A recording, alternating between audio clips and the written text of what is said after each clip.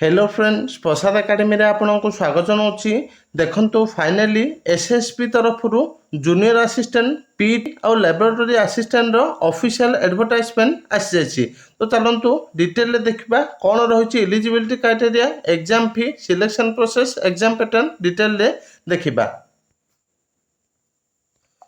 तो देखंतु मोट पदवी देखा गले 101टी रही। तो यही जो पदवीटा बाहर यहाँ केवल डिग्री कॉलेज गुड़िक बाहर आउ जो आपंकर आग को एसएसपी तरफ पुणी आसो जोटा कि +2 कॉलेज गुड़िकर जूनियर असिस्टेंट। तो मुझे आप पाखापाखि 233टी पदवी कही। तो एबे किसी पदवी आसी पुणी आपण आउ किछि दिन पर एडवर्टाइजमेंट आसीबो। तो देखंतु केबेठारु आपण माने आर ऑनलाइन एप्लिकेशन को आवेदन करें। तो आपण माने 16/3/2024 आर ऑनलाइन एप्लिकेशन आवेदन करें। तो लास्ट डेट होची 16/4/2024।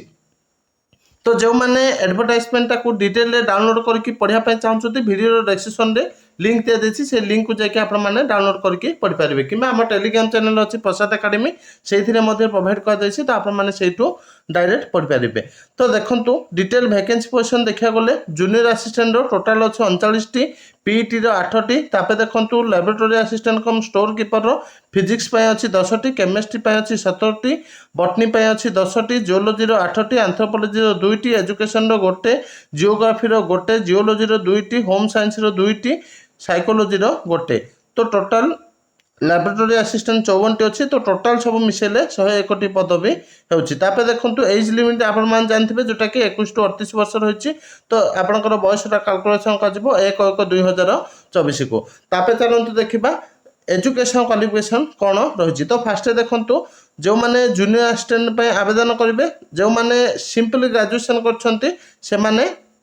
जूनियर असिस्टेंट पदवीटा को आवेदन करेंगे। देखो पीईटी तो पीईटी कौन क्वालिफिकेशन रही। Candidate must have possess bachelor degree in physical education. तो फिजिकल एजुकेशन जो मैंने बैचलर डिग्री कर पदवीटा को आवेदन करेंगे।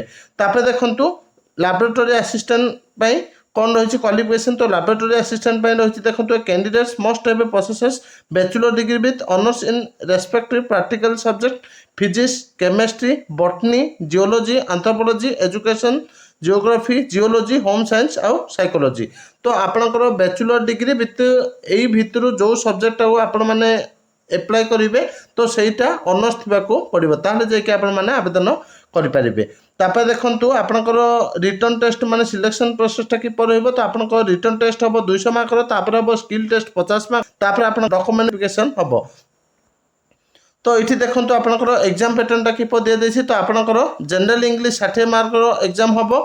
जनरल नॉलेज और करेन्ट अफेयर मिसिक 40टा क्वेश्चन आसो। मैथमेटिक्स जोटा कि 40 मार्कर क्वेश्चन आसो। आपंकर रीजनिंग एंड मेंटल एबिलिटी 60टी क्वेश्चन आसो। तो 200टी क्वेश्चन 200 मार्कर एग्जाम कंडक्ट करा जिवो। देखो एप्लिकेशन फी। तो एप्लिकेशन फी देखा गले एससी, एसटी और पीडब्ल्यूडी कैंडिडेट मान 500 टंका रखा जायछि। आउ जमती अदर कैटेगोरी को रहिले से 1000 टंकार एप्लिकेशन फी अच्छी। तो जो मैंने यही नोटिफिकेशन को डाउनलोड करने चाहते लिंक दिया आपने से लिंक को जाकि डायरेक्ट डाउनलोड करेंगे। तो थैंक यू।